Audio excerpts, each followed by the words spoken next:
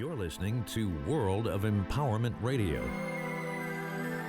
your station for practical spirituality in a changing world.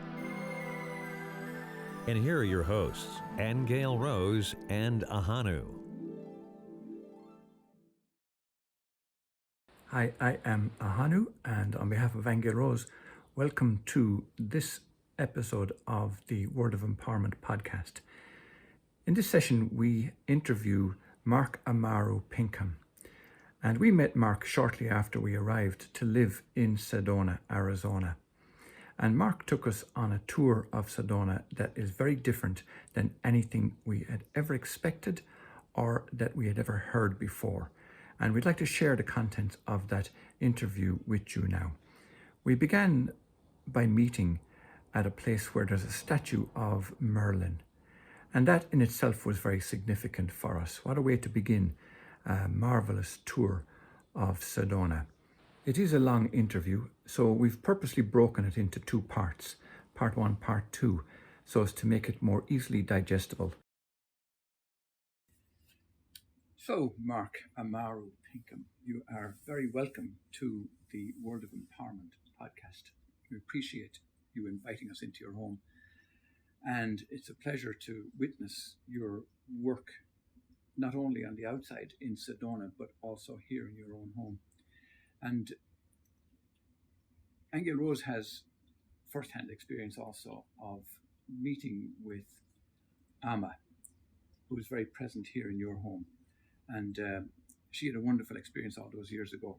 And you regard Amma as one of the most important people on the planet right now, yeah?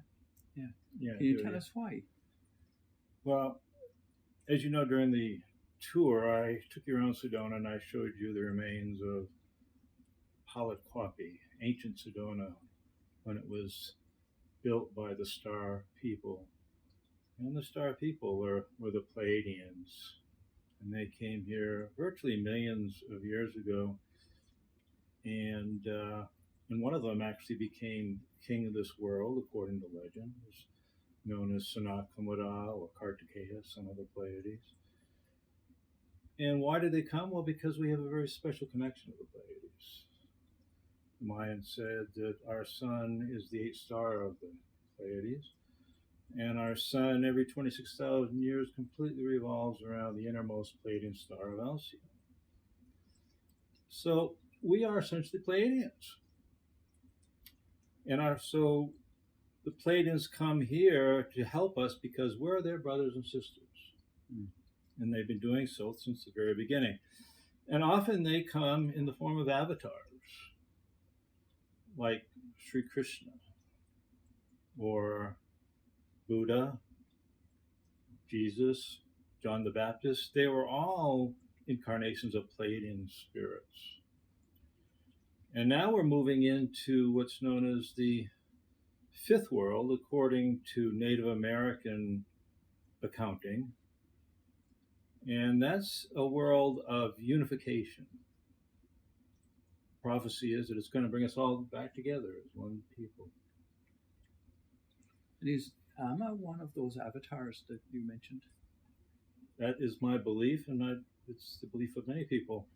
When she took birth, she revealed her Pleiadian connection by being born with her birth star, which is the most important of all the features in a Vedic chart. Her birth star was in Kritika, which is the name of the Pleiades. And so she is kind of following along in the same tradition of previous Pleiadian avatars by being born at either the end or the beginning of a new cycle of time. And so she's here now at the end of the fourth world, and conceivably she'll be here at the beginning of the fifth world, which is due to begin any time now. So when you talk about these eons of time, how do you clear it in your own head to be able to keep your feet on the ground in the present moment? Do you know, you're talking about vast eons. Well, my feet normally aren't on the ground. Right. I have through the path of the dragon, which is what the Pleiadians brought here to evolve us so that we know our divine nature. I've been following that path for 40, 50 years now, and it's really expanded me. And so it's hard for me to actually know sometimes exactly where I'm at, because I feel like I'm so many places at one time. I'm feel very expanded, you know.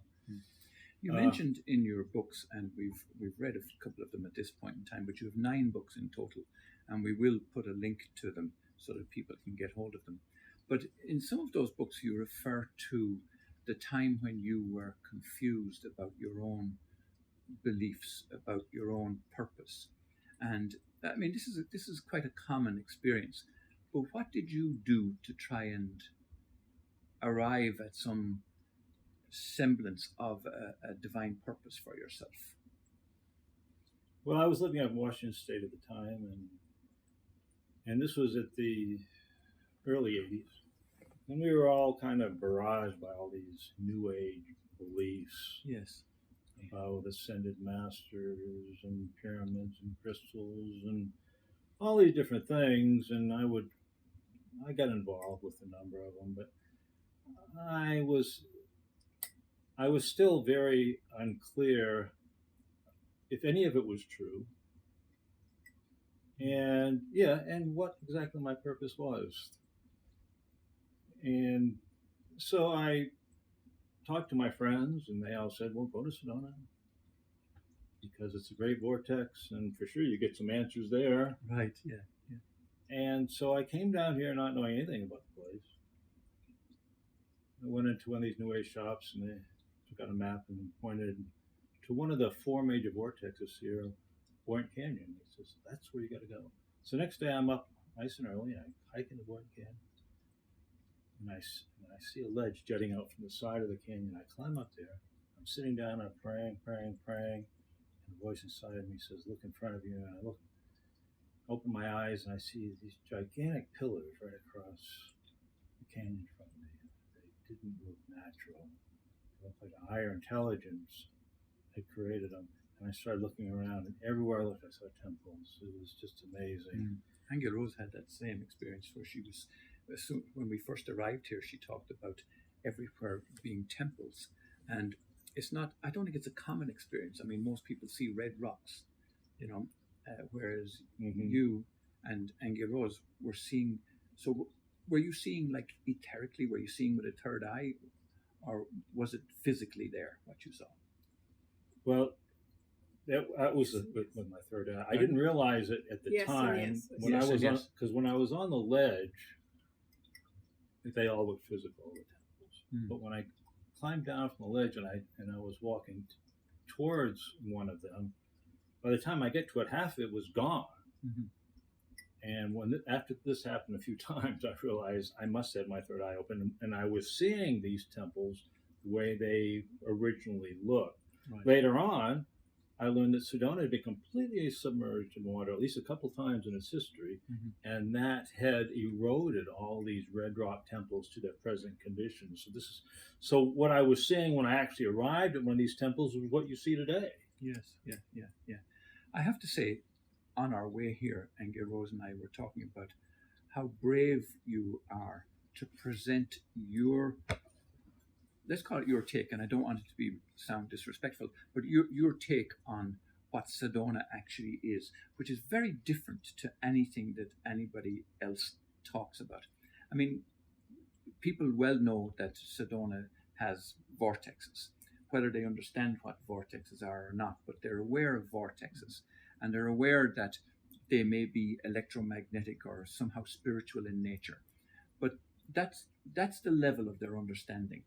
But you've gone beyond all of that. You've gone past all of that, and you propose a theory about Sedona. Tell us about that.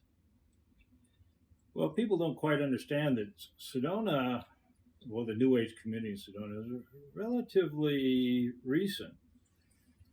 And it wasn't until 1980 that we even called these energy centers, that's how we knew them before, that's what the natives call them. It was until then that we started calling them vortexes. So my first time down here was 1987, which was not that was it was 7 years after that. So it was actually now it's happening pretty quickly. That we're actually starting to really know what's here, but we really didn't know much of anything until even 1980. And so when I first came down here, I wasn't looking for temples. Right. I was looking for insight. I was looking for wisdom. I was looking for a direction in life. But there they were. And sometime later, I was in Boynton King, and I was director of this place that today I call the Court of the King, because the temples are in kind of a horseshoe shaped, and in the center is this gigantic throne. And I'm like, wow, this looks like the Court of a King. Well, at about the same time that I had that experience, I'd been going back and forth to Peru, and I'd been involved in some shamanic training where we took a drink made out of a cactus and expanded your consciousness. And about that time, I took some of that drink, and I went into this zone, this dimension where I was surrounded by thousands of eyes, and I looked at the eyes, and they were on peacock feathers, and all the peacock feathers started joining all together, and then I was surrounded by thousands of peacocks. And I had no idea where I was, but I loved it, every moment of it. Yeah. But when I got back here, I went back to that Court of the King, and it was covered with peacock feathers. And I said, okay, well, that's it. That's the Court. This is the Court of the Peacock King. But then a week later, I came, and it was covered with skulls and bones. Well, that's a calling card of Masao, which is the Hopi's version of the King of the World. See, the Peacock Angel is the version of the Yazidis. So I compared legends of Masao and the Peacock Angel, and they were identical. And then I went around the world, and I studied all the legends of all the ancient kings of the world, and they were all identical. The only thing that was different was the name and the form. Right. Yes. And so finally I realized, okay, this is the universal court and throne of this universal king.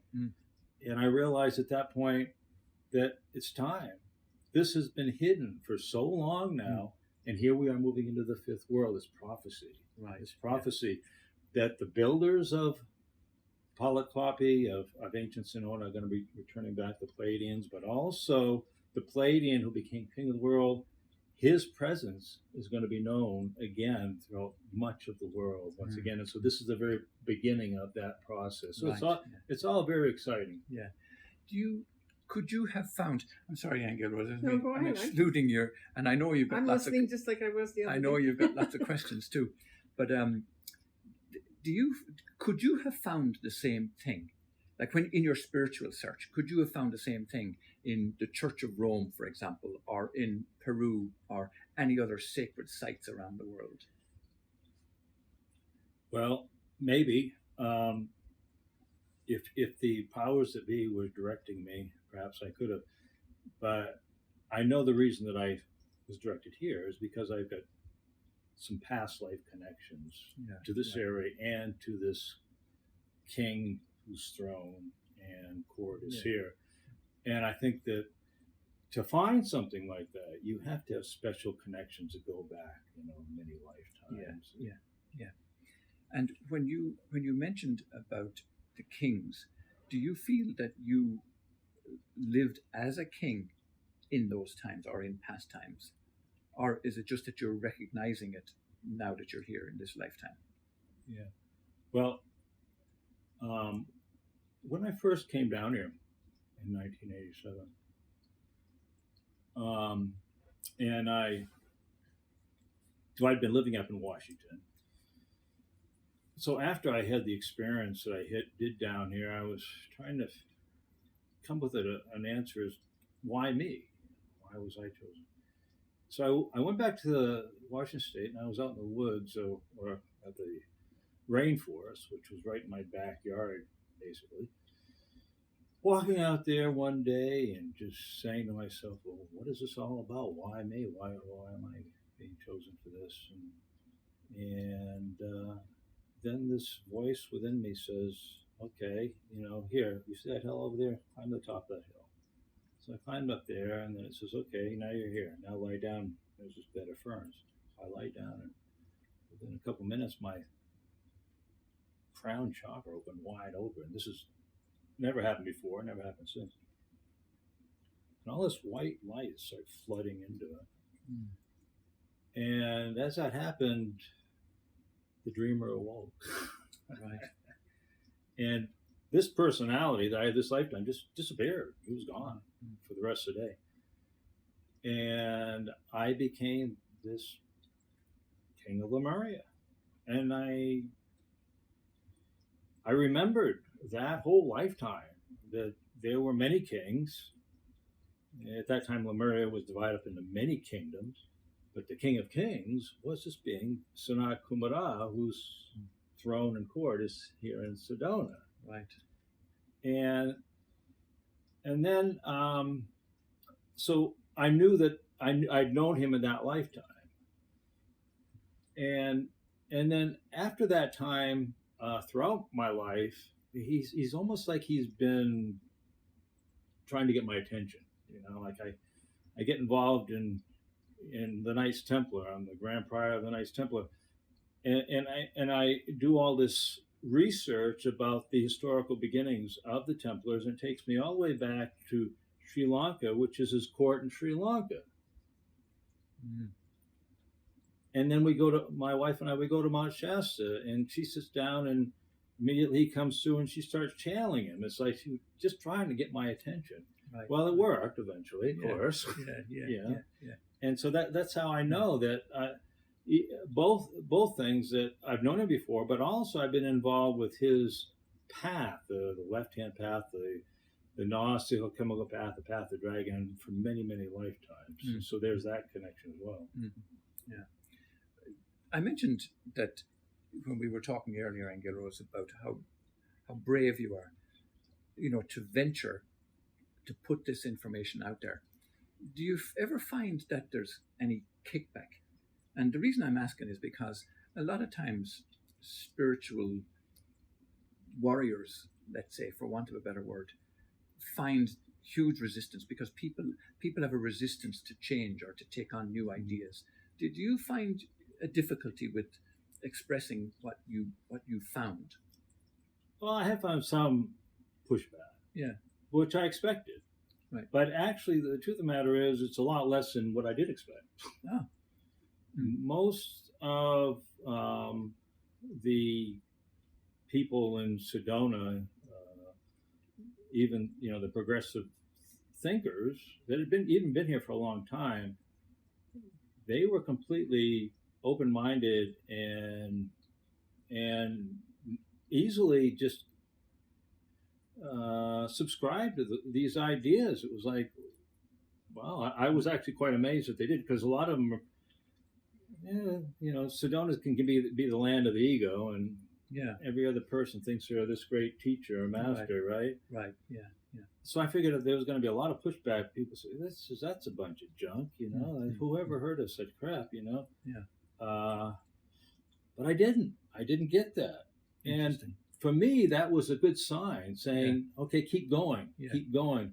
People are latching onto the ideas. But we also I want to mention that so many people had similar experiences too, and that's another reason that they latched on to my ideas, because it gave an understanding to what they had experienced. Gotcha.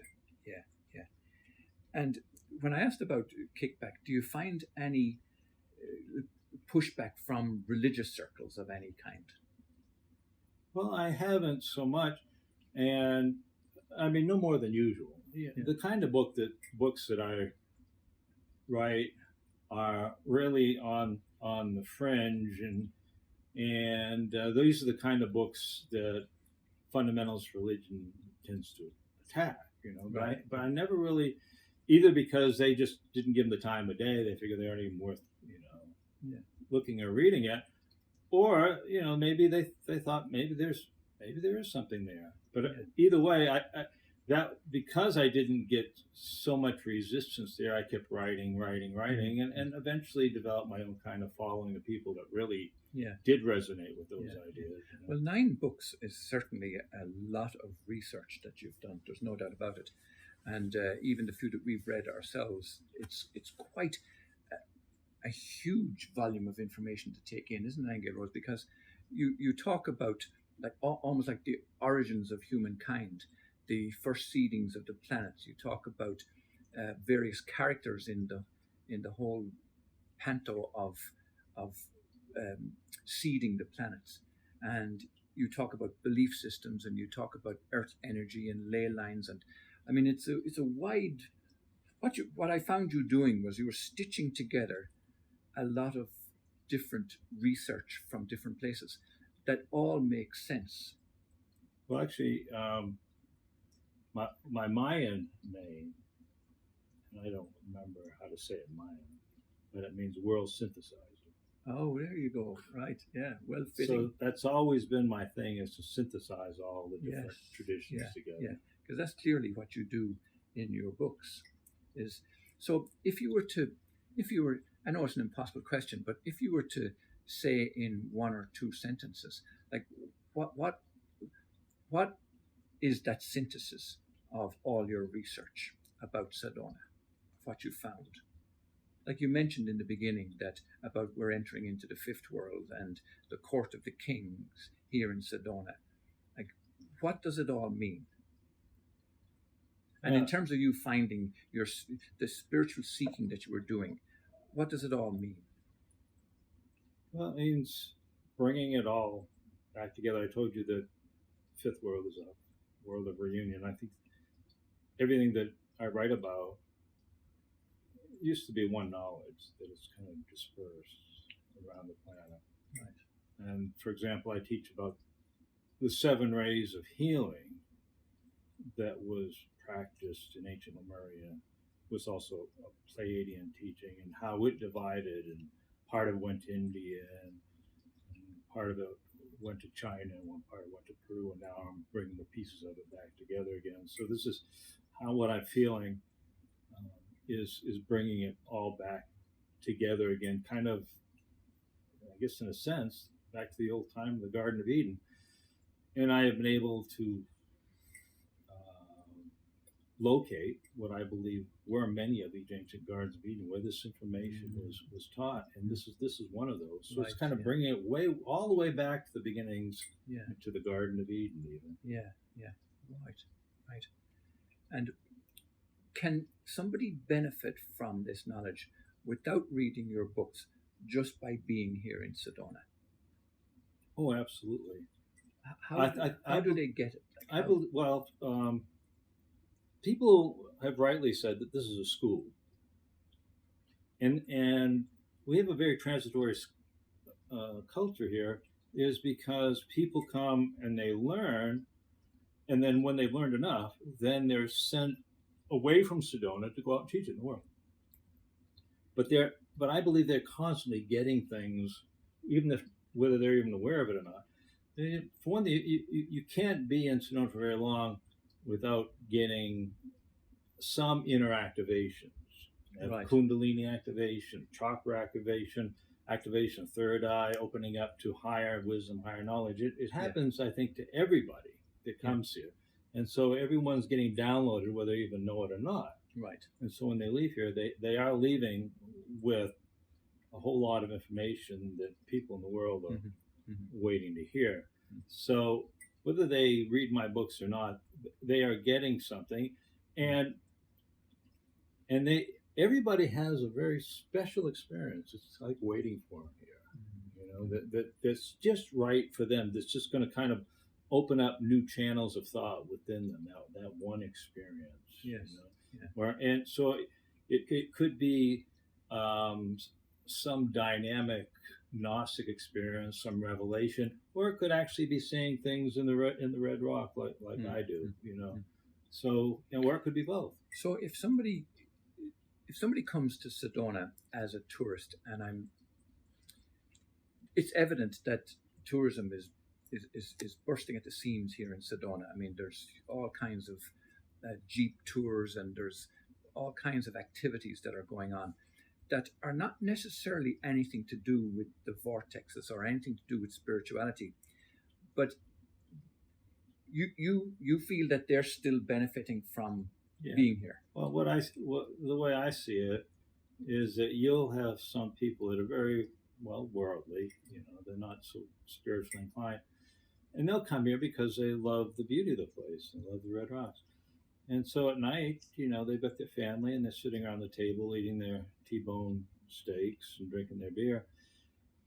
And they're talking to each other, saying, I feel really good. I don't know what it is. I just feel really, really good, really peaceful. Right. Yeah. And then they start thinking, well, maybe we should come back here next year. And you know what? Maybe we should try some of this other stuff, kind of what we thought was really kind of weird stuff. Yeah. Maybe we should try some of that. Maybe we could feel even more peace, feel even better. Yeah. And they do that. And that's what happens, So I think one way or another, Sedona finds a way of reeling you in. Gotcha. Yes. Yeah, that makes sense. Yeah. But certainly we've been blessed. We're hardly here, what we say in Ireland, a wet week. We're here just a few weeks, and we've been blessed to have that experience with you. Tell us about the tours that you do. We've benefited from ourselves, but tell us about what it is that you try to impart to people who take one of your tours. We hope you enjoyed that. Join us again next week for part 2 of the Sedona tour with Mark Amaru Pinkham. You have been listening to Aingeal Rose and Ahonu on World of Empowerment Radio, your station for practical spirituality in a changing world.